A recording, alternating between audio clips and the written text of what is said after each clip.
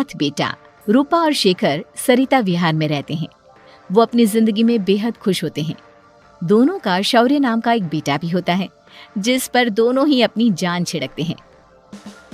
शेखर, अब तो आप शौर्य को अपनी गोद से नीचे उतार दीजिए, उसके सोने का टाइम हो रहा है। नहीं रूपा, इसे मेरे पास ही रहने दो प्लीज। मैं थोड़ी देर में इसे बिस्तर में सुला दूंगा। लेकिन कल सुबह आपकी ऑफिस में मीटिंग भी तो है ना, और इसके लिए आपको कल जल्दी भी तो निकलना होगा। जाइए, आप भी जाकर सो जाइए। क्या यार, अभी तो मेरी गोद में आया था मेरा बेटा और तुम उसे लेकर जा रही हो। बाद में कर लेना अपने बेटे से प्यार, अभी जाकर सो जाइए। रूपा शेखर से शौर्य को ले रही होती है कि तभी शौर्य रोने लगता है। शौर्य को रोता देखकर रूपा उसे फिर से शेखर को थमा देती है। आपका बेटा ना एक नंबर का नौटंकी है, बिल्कुल आप पर गया है वो। साफ बोलो ना, तुम्हें जलन होती है हम दोनों बाप बेटे का प्यार देखकर। पहले बड़ा तो होने दो तुम शौर्य को, फिर देखना वो सबसे ज्यादा मुझे ही प्यार करेगा। देखते हैं। ऐसे ही दिन बीतते चले जाते हैं और एक दिन कैंसर की बीमारी के चलते रूपा की मौत हो जाती है। अब शौर्य 3 साल का हो चुका होता है, जिसके कारण उसकी दादी शेखर पर दूसरी शादी का दबाव बनाने लगती है। शेखर, शौर्य अभी बहुत छोटा है और उसे इस समय एक माँ के प्यार की बहुत जरूरत है। माँ, मुझे दूसरी शादी नहीं करनी। क्या पता जो दूसरी औरत आएगी वो मेरे बेटे को एक माँ का प्यार दे या ना दे। तो रूपा की छोटी बहन वैशाली से ही शादी क्यों नहीं कर लेता? वो तो शौर्य को एक माँ का प्यार पूरा दे सकती है ना। मैंने कहा ना माँ, मुझे दूसरी शादी नहीं करनी, और अपनी ही पत्नी की बहन से तो हरगिज नहीं। ऊपर से अगर रूपा देख रही होगी तो वो क्या सोचेगी? अपने लिए ना सही, लेकिन तुझे शौर्य के लिए तो शादी करनी ही पड़ेगी ना बेटा। शेखर कुछ कहता उससे पहले ही अंजुमन उसे रूपा की कसम दे देती है, जिसके आगे मजबूर होकर शेखर शादी के लिए हामी भर देता है। देखो वैशाली, मैंने तुमसे शादी सिर्फ अपने बच्चे के लिए की है। मैं चाहता हूँ कि तुम उसे एक माँ का भरपूर प्यार दो। शौर्य, आपके साथ साथ मेरा भी कुछ लगता है। अगर आप मुझसे शादी नहीं भी करते, तब भी मेरा प्यार शौर्य के लिए कभी कम या ज्यादा नहीं होता। शादी के कुछ दिनों बाद ही शेखर की माँ की भी मौत हो जाती है। वैशाली शौर्य को एक माँ से भी बढ़कर प्यार देती है। शौर्य को लेकर वैशाली का यूं निस्वार्थ प्यार देखकर शेखर को भी उससे प्यार हो जाता है और कुछ सालों बाद शेखर और वैशाली का भी लड़का हो जाता है। लेकिन इसके बाद वैशाली का शौर्य को लेकर बर्ताव बदलने लगता है। वैशाली, मैं देख रहा हूँ तुम आजकल शौर्य का जरा भी ध्यान नहीं रख रही हो। मुझे पता नहीं था कि आदित्य के होने के बाद तुम इतना बदल जाओगी। आदित्य मेरा अपना सगा खून है और शौर्य दीदी का, फिर मैं दोनों में अंतर कैसे नहीं करूं? माँ भले ही दोनों की अलग अलग है, लेकिन पिता तो एक है ना। अगर मुझे पहले पता होता कि तुम इतनी जल्दी बदल जाओगी तो मैं कभी तुमसे शादी ही नहीं करता। हाँ, तो किसने कहा था आपसे मुझसे शादी करने के लिए? मैं थोड़ी ना आई थी आपके पास, आपकी माँ ही आई थी मेरे घर आपका रिश्ता लेकर। वैशाली, मुझे तुमसे ऐसी उम्मीद नहीं थी। गुस्से में शेखर अपना पैर पटकता हुआ शौर्य को वहाँ से लेकर चला जाता है। पापा, मम्मा मुझसे प्यार क्यों नहीं करती? क्या मैं उनका सगा बेटा नहीं हूँ, इसलिए मुझसे प्यार नहीं करती? मम्मा नहीं करती तो क्या हुआ बेटा, पापा तो करते हैं ना आपसे प्यार। कुछ दिनों के बाद, आज तुझे खाना पीना कुछ नहीं मिलेगा, चल चुपचाप से अपने रूम में जाकर सो जा। माँ, अब भाई को खाना क्यों नहीं दे रही हो?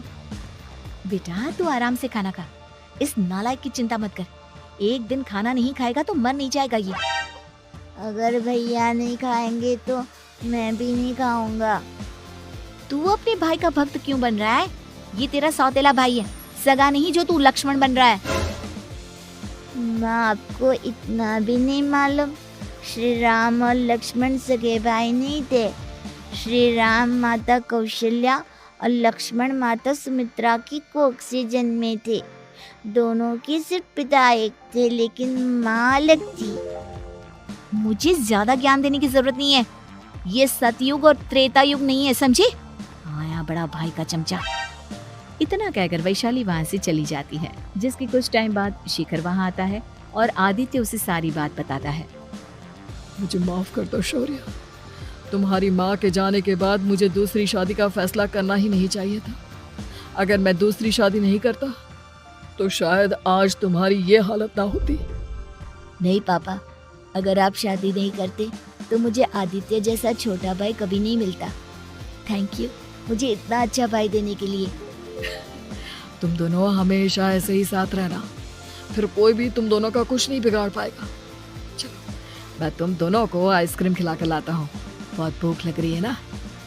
शिखर शौर्य और आदित्य को आइसक्रीम दिलाने लेकर जाता है। वो दोनों को पार्क में खड़ा करके आइसक्रीम लेने जा ही रहा होता है, तभी तेज रफ्तार से आती हुई एक गाड़ी उसे कुचल देती है और उसी पल शेखर की मौत हो जाती है, जिसके बाद शौर्य की जिंदगी नर्क से भी बदतर हो जाती है। सुन रे चिरकुट, इस घर के किसी भी सामान को मेरी मर्जी के बगैर हाथ मत लगाना। इन सब पर अब तेरा कोई हक नहीं है, समझा? ठीक है माँ, मैं आपकी इजाजत के बगैर किसी चीज को हाथ नहीं लगाऊंगा। चल जाकर अब पूरे घर की सफाई कर। महज 7 साल का शौर्य वैशाली के कहने पर अपने नन्हे नन्हे हाथों से पूरे घर की सफाई करने लगता है। ऐसे ही दिन बीतने लगते हैं, लेकिन मासी से माँ बनी वैशाली को उस मासूम से बच्चे पर जरा भी तरस नहीं आता। क्यों शौर्य, ये घर में इतनी गंदगी कैसे हो रही है? ढंग से सफाई नहीं की है क्या तूने? माँ मैंने तो अच्छे से सफाई की थी, लेकिन आदित्य बार बार इधर उधर चलकर गंदा कर देता है। अच्छा, खुद से एक काम ढंग से नहीं होता और अपनी गलतियों का जिम्मेदार मेरे बेटे को ठहराता है।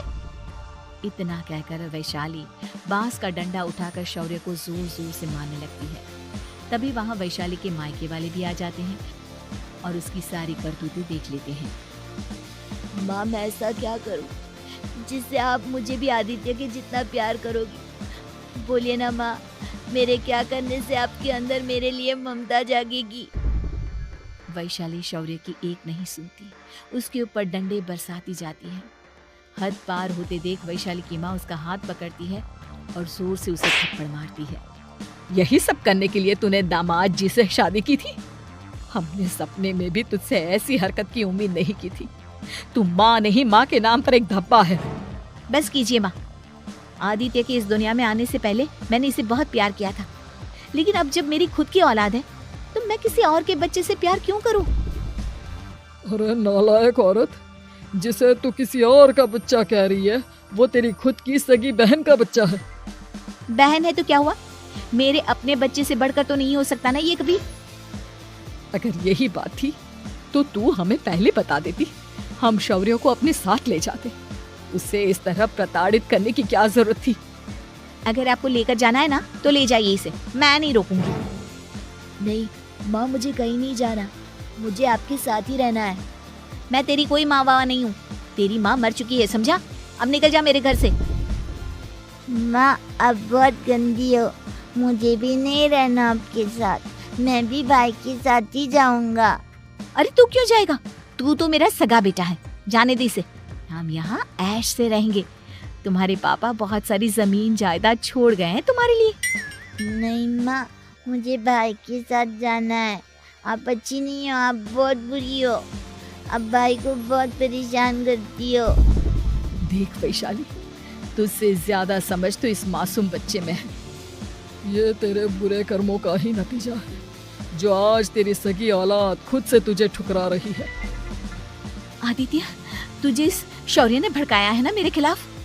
नहीं माँ, मुझे किसी ने भड़काया नहीं, पर मैं सब देखता हूँ, सब समझता हूँ। भाई बहुत अच्छा है, वो आपकी जैसा नहीं है। चलिए नानी। इतना कहकर वैशाली के मायके वाले आदित्य और शौर्य को अपने साथ ले जाते हैं और इस तरह वैशाली बड़े से घर में अकेली पड़ जाती है।